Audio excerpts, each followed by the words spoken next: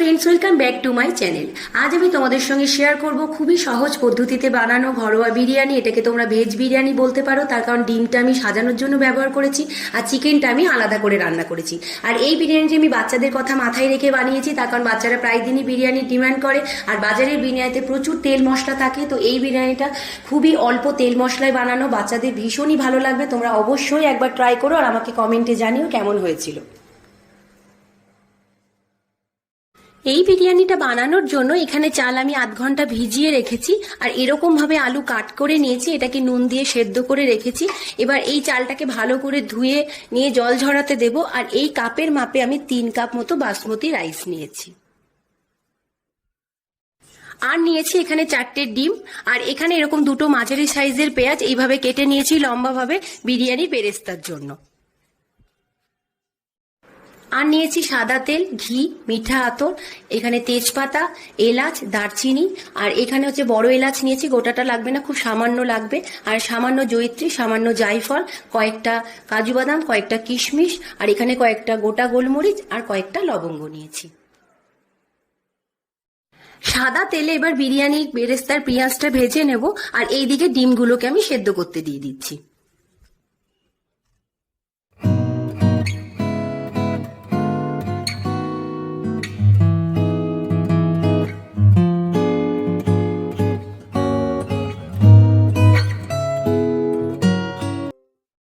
এখানে আমার বেরেস্তাটা রেডি হয়ে গেছে আর ডিমগুলো সেদ্ধ হয়ে গেছে। বিরিয়ানির ভাতটা রেডি করে নিই। এখানে প্রথমে আমি সাদা তেল দিয়ে নিচ্ছি, দিয়ে আলুগুলোকে আমি ফ্রাই করে নেব। প্রথমে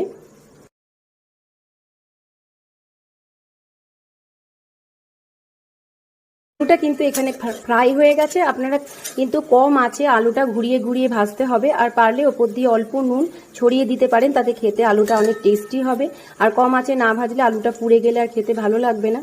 আলুগুলো ফ্রাই হয়ে গেছে, আলুগুলো একে একে তুলে নিচ্ছি। আমরা বিরিয়ানিটা বানিয়ে নেব। আমি এই তেলের মধ্যে 1 চামচ বড় চামচের ঘি অ্যাড করছি।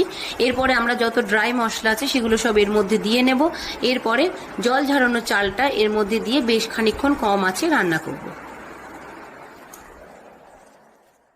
হালকা করে একটু ভেজে নেব, তারপরে এর মধ্যে আমরা জল অ্যাড করব। জলটা আমরা যে কাপটার মাপে আমি চাল মেপেছিলাম, 3 কাপ চাল দিয়েছিলাম, সেই হিসেবে আমি এখানে 6 কাপ জল অ্যাড করব। চালটা দেখুন ভালো মতো ফ্রাই হয়ে গেছে। এবার আমরা এর মধ্যে জল অ্যাড করে দিচ্ছি।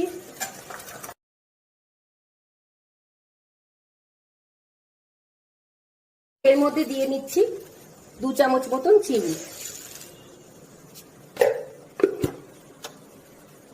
1 চামচ নুন, 5-6 ফোঁটা মিঠা আতর দিচ্ছি। চালের পরিমাণের ওপর কিন্তু আতরটা দিতে হবে।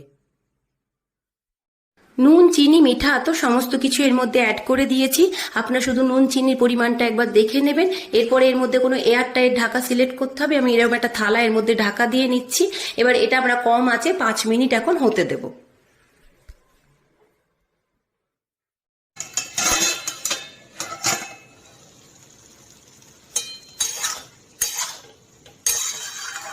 দেখুন অনেকটা হয়ে এসছে, আর একটু হবে। আমরা একবার মাঝপথে এরকম করে না নেড়ে দিলে কিন্তু তলের দিকটা লেগে যেতে পারে, তাই একবার চেক করে নিতে হবে। এটাকে আমরা আবার ঢাকা দিয়ে নেব 5 মিনিটের জন্য।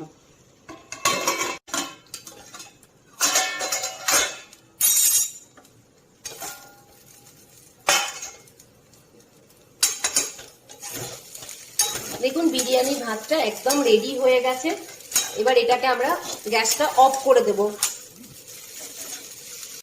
এবার আমি বিরিয়ানিতে একটু কালার দিয়ে নিচ্ছি, এটা অপশনাল, আপনারা চাইলে নাও দিতে পারেন। যেহেতু বাচ্চার ডিমান্ডে বানাচ্ছি তাই একটু কালারফুল হলে ওদের ভালো লাগবে।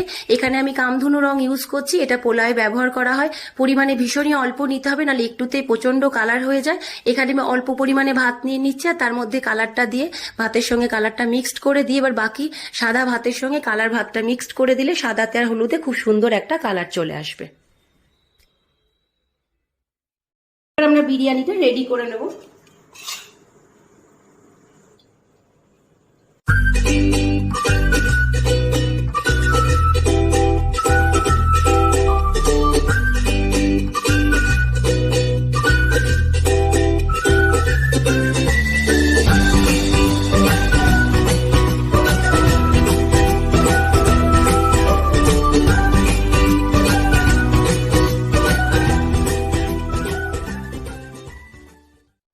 আরকে veg biryani ready to serve. এই বিরিয়ানি তোমরা ভেজ এরম আলু দিয়ে শুধু খাওয়া যেতে পারে, ভীষণ ভালো লাগে। তাছাড়া তোমরা এটা মাটন কারি বা চিকেন কারির সঙ্গেও ট্রাই করতে পারো, খুব ভালো লাগবে। আর এই বিরিয়ানিটা দেখতেই পেলে আমি একদম অল্প তেল মশলায় বানিয়েছি, কোনো রকম কেওড়ার জল গোলাপের জল কিচ্ছু ইউজ করিনি।